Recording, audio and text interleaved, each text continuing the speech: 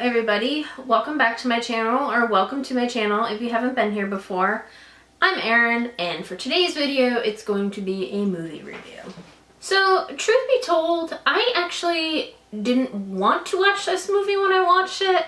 I actually wanted to watch Winchester on demand, and I was very excited because I was pretty sure that it was on demand, and boy was I wrong. It is not on demand, it's on DVD. And I was just too damn lazy to go find it at like a Redbox or something. And I don't really want to buy it before I see it. I usually only buy movies if I like them. The only thing that I'll buy on a whim without seeing first is Disney movies. Like my mom bought me Coco for my birthday, and I hadn't seen it before, but that was a really cute movie, which reminds me I should do a movie review on that too. So wanted to watch Winchester. That's not on demand until May 1st. So I was kind of crap out of luck. So I decided to watch The Greatest Showman instead. Now, to be honest with you, I was kind of on the fence about watching it. Usually musical movies are not my favorite thing. Usually I think they're okay. A lot of people love Moulin Rouge. It's meh to me. Same thing with Les Mis. I grew up in New York, so I've seen Broadway shows, and half the time these movie musicals, or even the musicals that they do live on TV, I'm just kind of like, eh. I'd rather see the show on Broadway. I guess I'm just spoiled that way. So yeah, Les Mis was kind of meh for me. I liked that better than I liked Moulin Rouge, but what can we say? Initially, I didn't know that The Greatest Showman was a musical until I heard some people talking about it, and that it was a musical, but I decided to give it a go.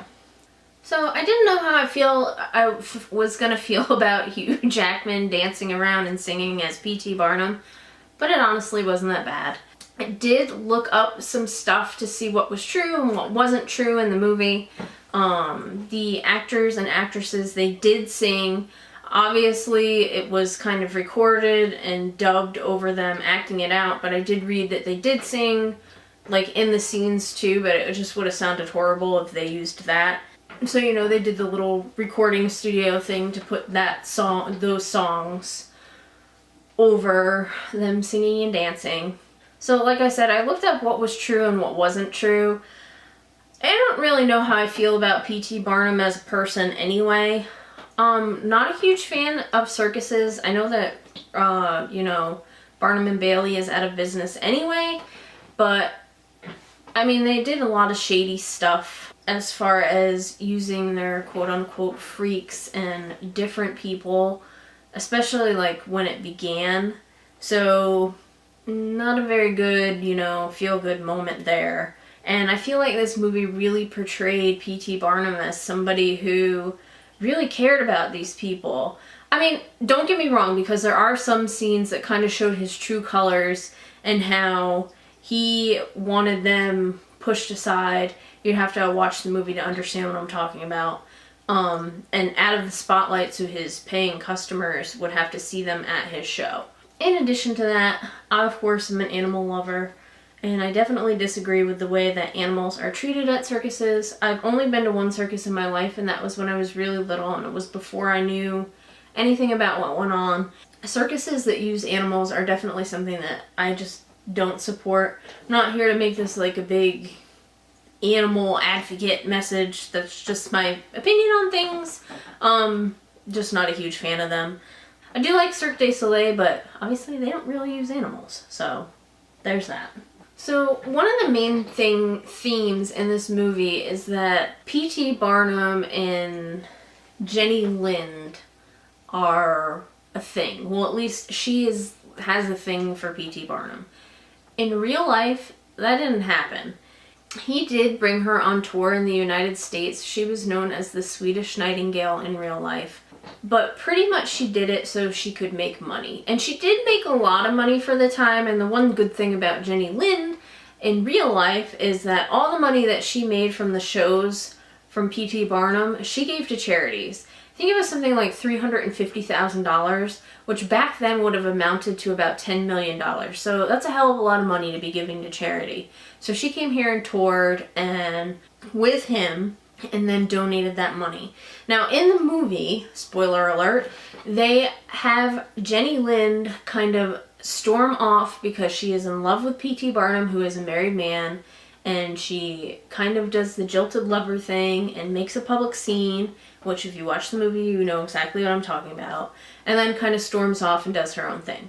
Now in real life, she did leave and she was upset with P.T. Barnum, but it was because she kind of felt like he was exploiting her in a way, like just putting her out there too much, so to speak. So she and him parted their separate ways, and she continued her tour on her own, doing her own thing with her own management.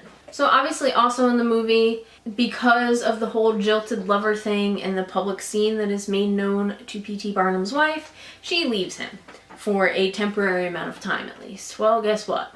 That never happened.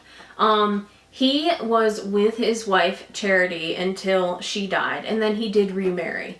So there was never any of this. That's just kind of like a Hollywood storyline, obviously. So Zac Efron's character, Philip Carlisle, who we see at the end of the movie signing as P.T. Barnum's partner, and it says his middle name is Bailey, he is a fictional character. That person never really existed, so that is the difference between real life and, you know, Hollywood stuff. Also, Zendaya, who played Ann Wheeler, who's the trapeze artist in the movie, she's also a fictional character. So while there is bits of truth in this movie, a lot of it is actually, you know, made up to entertain people, which is understandable, but you would think that they'd be a little bit more true to form with how things work. But again, it's Hollywood. You want to gather people's attention, and obviously drama and love stories, that's gonna do it.